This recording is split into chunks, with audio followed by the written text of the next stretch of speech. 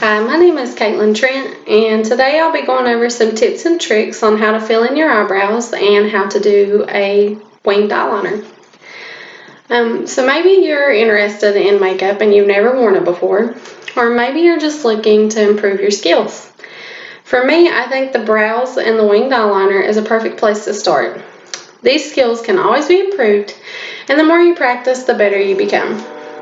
When I first began using makeup, I didn't think that I would ever really get anywhere, or that I could ever be as good as the people that were on YouTube doing tutorials, or even people in my town who are just really great at makeup. But as I practiced and I researched and I watched videos, it became a lot easier to me, and now I guess you could say it's like second nature. Today I'll give you some facts about your eyebrows and tips on how to shape them and fill them in, along with how to do a winged eyeliner. Let's go ahead and start with the shape of your brows. Let's face it, nobody really has perfect brows naturally. Most are unruly, some are thick, some are thin, and then if you're like me, they're just all over the place, all the time. And according to celebrity brow expert Tanya Crooks, our eyebrows can actually have cowlicks. So this is especially important to remember when shaping or trimming your brows. It mainly occurs in people with curly or wavy hair, but it does happen to people with straight hair. So when you're shaping your brows or trimming them, you want to go in the direction that the hairs are growing. That way you can avoid creating a cowlick that you might not already have. Nobody wants a cowlick. And another fun fact that's brought to our attention by celebrity makeup artist and brow expert Elp von Freudenberg is the fact that your brows actually grow quicker during the summertime. The weather is warmer and we're more active, so that's an explanation for it. And if you've been wondering why it might seem like you have to pluck or shave your eyebrows a lot more during the summertime, this is your explanation. And that's pretty much the opposite in the wintertime. So you might have to work a little harder to achieve the perfect brows during the summer than you would in the winter.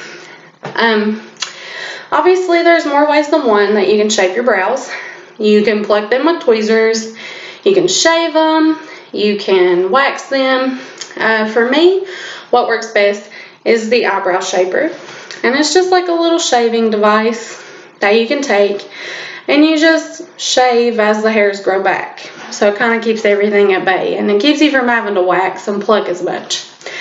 According to Shireen Yusuf, Marie Claire contributor, she says that a professional brow shaping will normally include a waxing to remove the bulk of the brow, and then tweezing, which is kind of more of a fine tune-up for your brows.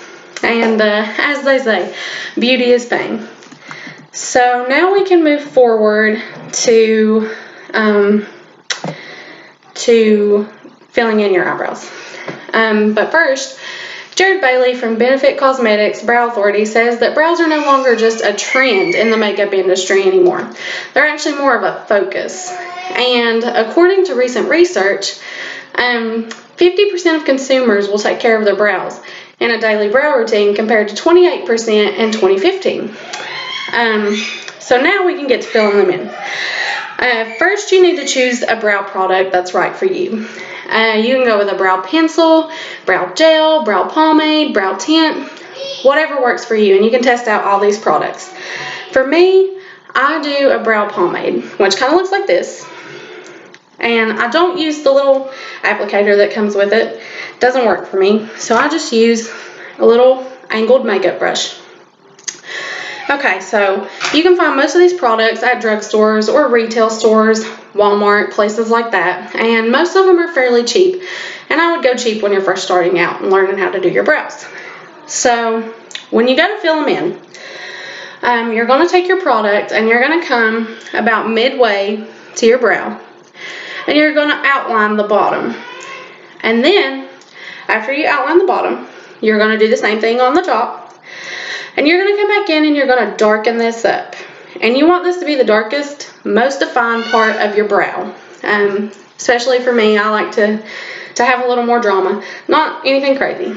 But then you're going to go back in with your brow product And you're gonna, as lightly as you can, just take and outline from the beginning of your brow and meet up to the middle.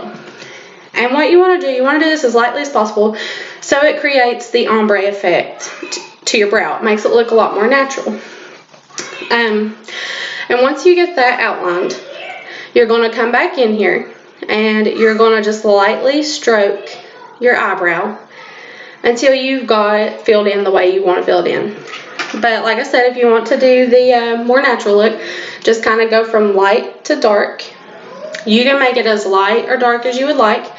You can do dramatic or you can do natural.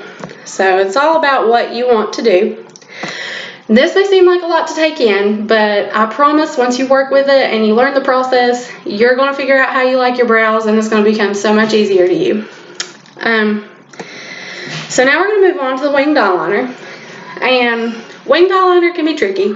And most people who have been doing winged eyeliner or makeup in general will tell you that it does take some dedication.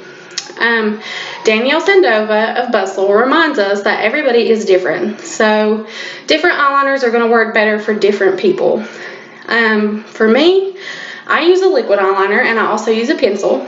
But you can use felt tip eyeliner, you can use a gel eyeliner. There's all kinds of different eyeliners that can be found at drugstores, the same as the brow products. And I would just try picking out different types of eyeliners and figuring out which one's the best for you. When you're first learning how to do winged eyeliner, things are going to get messy, and you're more than likely not going to get it on the first try, so don't be discouraged. Keep makeup wipes on hand, and remember that you're going to probably have to try many times before you achieve the look that you like. But keep trying, because you'll get it. So after you pick out which product you like, and which one you want to try, you just decide what type of wing you want. Some people like thick wings, some people like small wings, dark wings, multicolor wings, whatever you want to do.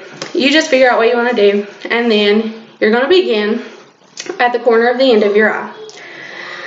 I would take my eyeliner and I would draw my start line for the wing, which is this bottom line right here. And if you're new to this, Scotch tape is a really good trick to use. You can put a piece of Scotch tape right here and kind of just trace it, and it makes everything 10 times easier, especially when you're first starting out. And then you're going to come back in and you're going to draw your top line and you're going to connect it to your eye, which is going to create the outline of the wing. And then what you'll do, you'll go back in with your product and you'll just gradually fill it in. And you can make it as thick as you want it.